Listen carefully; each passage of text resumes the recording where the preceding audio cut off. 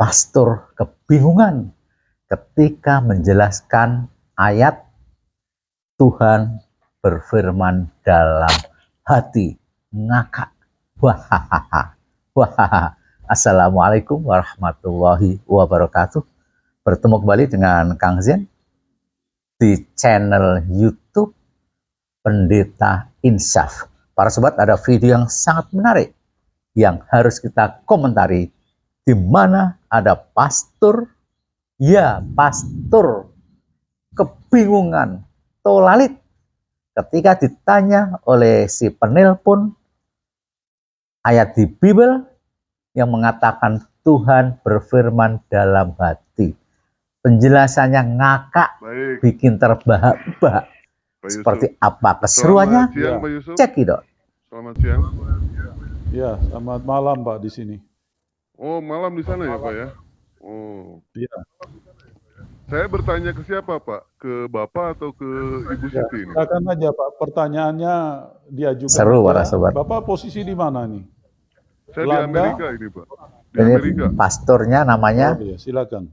Pastor Yusuf Manu. Ini Pak, saya mau menanyakan mengenai masalah ayat Kejadian 8 ayat 21 itu Pak. Ya. Bisa tolong dibacakan? Kejadian 8:21. Kejadian 8 ayat 21.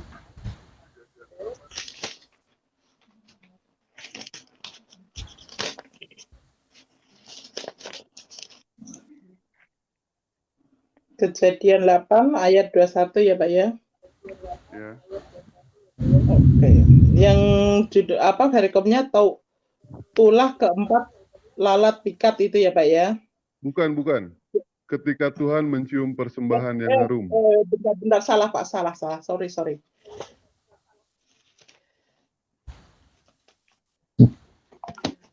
Anak buahnya Manu Bulu parah ini. Buka Bibelnya salah melulu, lihat. Ayat 21. Artinya nggak pernah dibaca. Karena apa? Semakin dibaca, semakin ditemukan banyak kesalahan. Ketika Tuhan mencium persembahan yang harum. Iya, kan perikopnya kan air bah surut, iya. Pak. Jadi jangan mencomot ayat. Itu loh. Baik. Ya, 21. Ketika Tuhan mencium persembahan yang harum itu, berfirmanlah Tuhan dalam hatinya. Aku takkan mengutuk bumi ini lagi karena manusia, sekalipun yang ditimbulkan hatinya adalah jahat dari sejak kecilnya. Dan aku tak akan membinasakan lagi segala yang hidup seperti yang telah kulakukan. Terus? Nah, pertanyaan saya, ketika Tuhan berfirman dalam hati, ini yang mendengarkan siapa ini? Pertanyaan ketika Tuhan berfirman dalam hati, siapa yang mendengarkan? Bisa dicatat ayatnya ada. Ya, jadi begini Pak Mahadewa, Bapak Kristen apa Islam Pak?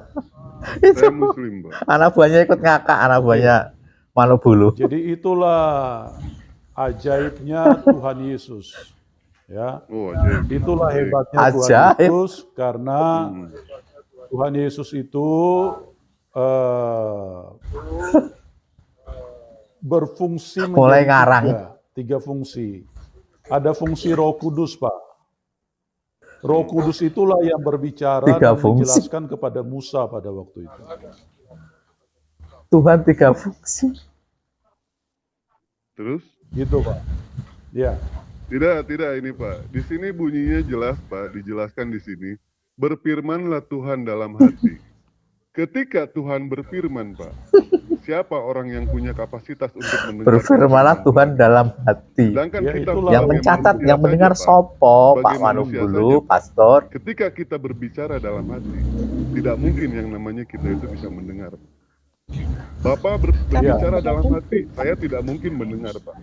Mau setinggi apapun orang itu, mau sesakti apapun dia, baik itu seperti Angling Dharma ataupun Brahma Kumbara, ini tidak akan sanggup Pak. Bingung. Ketika Tuhan berfirman. Pastor mulai bingung. Begini Pak Mahadewa, itu kan kalau menurut logika manusia, menurut akal manusia. Tapi kalau menurut cara kerja Tuhan yang tidak terbatas, segala sesuatu itu mungkin. Tuhan itu satu, tapi dia 3 fungsi. Ada fungsi Bapa, Putra, dan Roh Kudus. 3 fungsi katanya. Nah, Roh Kudus itulah yang berfungsi untuk menjelaskan kepada hamba-hambanya apa yang ada di dalam hati Tuhan. Gitu. Makanya Lantas yang siapa yang mendengarkan mengerti siapa itu? Apa yang ada dalam hati begini, Tuhan? siapa yang mengerti apa yang ada di dalam roh kita, ya roh kita sendiri. Nah, Roh Kudus itulah yang berbicara kepada Musa, makanya Musa tulis itu. Musa tulis di dalam sebuah kitab, itulah kitab Kejadian. Terus? Ya seperti itu, Pak. Tidak, Pak. Makanya Begini, saya beritahu begini. Gini, penjelasannya begini ya. Itulah di dalam kekristenan itu sangat sempurna, Pak. Makanya ada 3 fungsi. Bapa, Putra, dan Roh Kudus. 3 Saya fungsi. tidak menanyakan Siapa itu, yang Pak. Saya itu tidak kan menanyakan begini. fungsi itu, Pak. Kok 3 fungsi? Ya, begini Katanya Pak. ada Kalau tiga-tiganya saya jelaskan, Tuhan, tolong Pak. Bapak Kok diam jadi dulu ya, fungsi? supaya Bapak bisa Baik, paham. silakan. Baik, Oke. silakan. Kitab Kejadian itu ditulis setelah 2500 tahun dari manusia pertama. Ya, ditulis oleh Musa. Siapa yang memberitahu kepada Musa tentang kejadian di Taman Eden dengan manusia pertama? Yaitu juga Roh Kudus. Makanya di dalam kekristenan itu ada 3 fungsi. Ada fungsi Bapa, Roh Kudus katanya. fungsi Anak, dan fungsi Roh Kudus. Nah, Roh Kudus itulah yang mengajarkan kepada hamba-hambanya cerita yang sebenarnya gitu. Lantas pada saat Tuhan berfirman dalam hati, apakah Nabi Musa bisa mendengarkan itu, Pak? Nabi Musa tidak mendengarkan, tapi Roh Kudus yang ada di dalam Allah itu sendiri, dia yang mengerti, dialah yang jelaskan kepada Musa. Di sini tidak ada penjelasan Ngarang Roh Kudus, ini. Pak, di sini, Pak. Jadi Bapak jangan ngarang cerita. Di sini nggak usah Roh ngarang Kudus. cerita, Bapak. Di Ya, sini gini, jelas disebutkan, Bapak, berfirmanlah gini, Tuhan dalam hati. Sebentar, Pak, diam dulu. Bapak jangan memaksakan otak Bapak di sini. Bapak kan bertanya, saya jelaskan. Bapak kalau tidak percaya, ya Bapak silakan keluar dari link ini. Bukan Gitu. tidak percaya, Pak. Justru di sinilah. Ya, artinya susah ya dijelaskan sejelas apapun, tetap aja mereka. Parah para sobat. Penjelasan Pastor Manoe Bulu ini sangat parah. Tertera di Bibelnya Tuhan berfirman dalam hati. Lalu dia ngarang karena nggak bisa menjawab.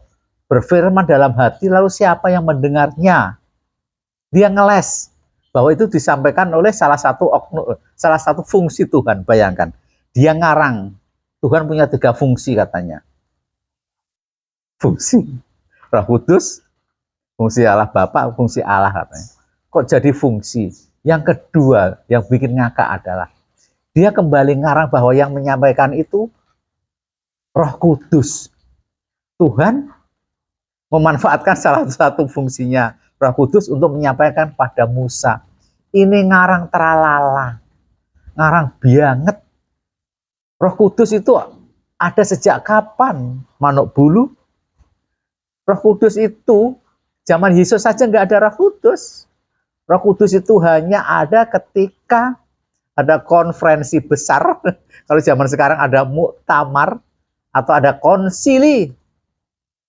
Tahun sekitar abad keempat ada konsili. Disitulah dimunculkan salah satu oknum yang namanya Roh Kudus. Jadi Pastor Manoe Bulu ini ngarang teralala dengan mengatakan yang menyampaikan soal Tuhan yang berfirman dalam hati itu ke Nabi Musa adalah Roh Kudus. Ini ngarang teralala. Bagaimana pendapat para sobat? Yuk kita tertawa. Wassalamualaikum warahmatullahi wabarakatuh.